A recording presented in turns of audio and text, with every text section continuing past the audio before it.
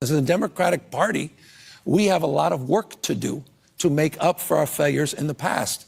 We got crushed in this last election.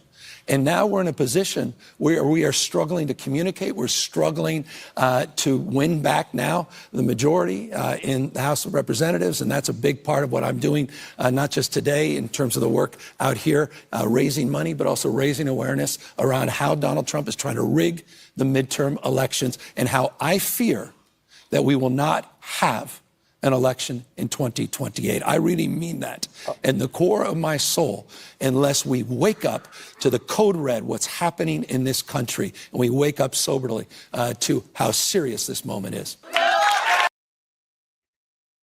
Trump derangement syndrome is alive and well. And if you needed proof, just look at Gavin Newsom, Kamala Harris, and Nancy Pelosi this week. 3 Democrats, 3 meltdowns, and 1 obsession, Donald J. Trump. From claiming Biden's totally fine to calling Trump a vile creature, the left's emotional unraveling is on full display. They can't stop lying, can't stop deflecting, and most of all, they can't stop talking about Trump. Nothing I dislike more than the politician that sits there and lies to you. And we all just sit there rolling our eyes going, give me a break.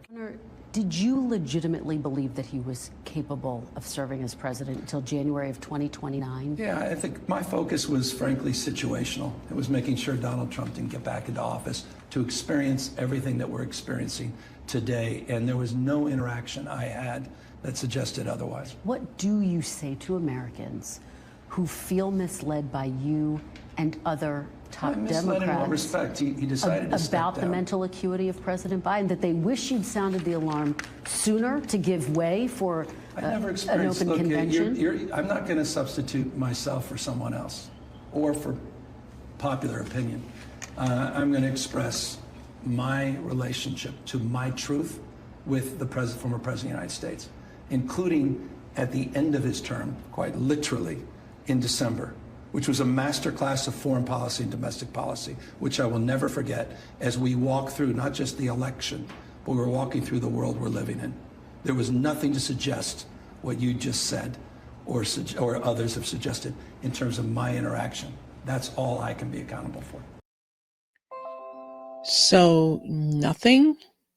Not the blank stares, not the frozen speeches, not the confusion at international summits? This man's pretending Biden is doing fine or was doing fine when he was in office, but somehow Trump is the one who's dangerous. Please give me a break. And I will tell you right now, I will not raise my children to think Donald Trump is an acceptable American leader.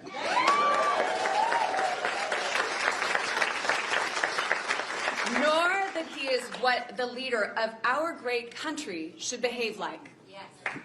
I won't raise them to think his terror enables his power and that his greed equals success.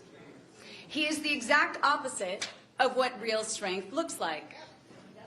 So in our house, Gavin and I will continue to teach our kids what strength really looks like.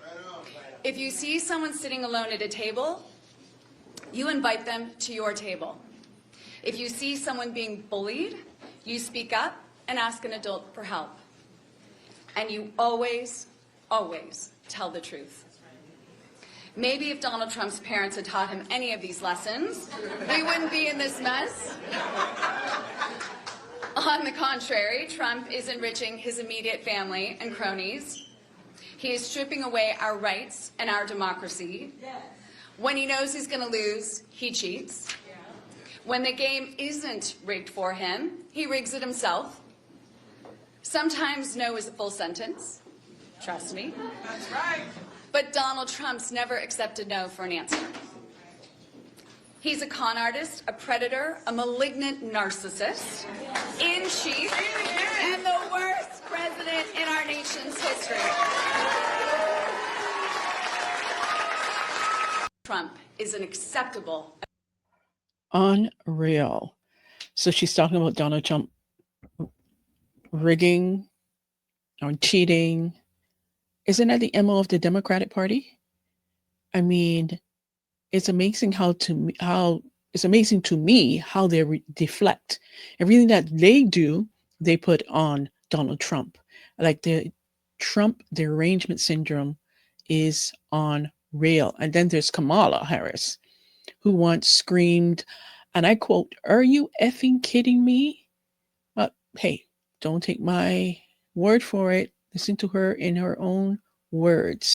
Fucking kidding me. This guy wants to create a ballroom for his rich friends while completely turning a blind eye to the fact that babies are going to starve when the SNAP benefits end in just hours from now. Come on. So what? I'm not going to be distracted by, oh, does the guy have a big fucking hammer? What about those babies?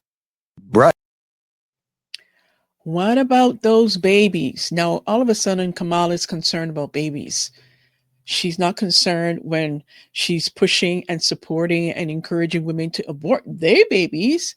But all of a sudden, she's concerned about the babies not getting food because SNAP has been stopped for a lot of families, a lot of people who were abusing the system, and also due to the shutdown. Now she's concerned about the babies. Go figure. Hey, but if it wasn't bad enough, let's listen to what Nancy Pelosi had to say. She's a gem. He's just a vile creature. The worst thing on the face of the earth. But anyway. You think he's the worst thing on the face of the earth? I do, yeah. I do. Why is that? Because he's the president of the United States and he does not honor the Constitution of the United States. In fact, he's turned the Supreme Court into a rogue court. He's abolished the House of Representatives. He's chilled. Yes. Famous words from Nancy Pelosi. Think about that.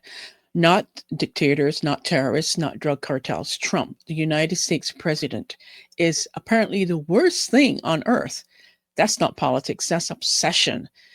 And the worst thing is that this spiritual blindness is disguised as moral outrage. Every time they confronted with Biden's failures, the border crisis, inflation, global chaos, they short circuit and shout Trump. It's their emotional support word. Trump lives rent-free in their heads, and they don't even charge him for utilities. This is what Trump derangement syndrome looks like. The inability to see reality because you're too busy hating on Trump. Hating on this one man. Newsom lies about Biden's health. Kamala lies about poverty. Pelosi, calls Trump evil. And together they prove his point. The system is corrupt and delusional. Now, the irony is, the more they expose themselves, every lie, every meltdown, every exaggerated insult, it just reminds Americans why he resonated in the first place.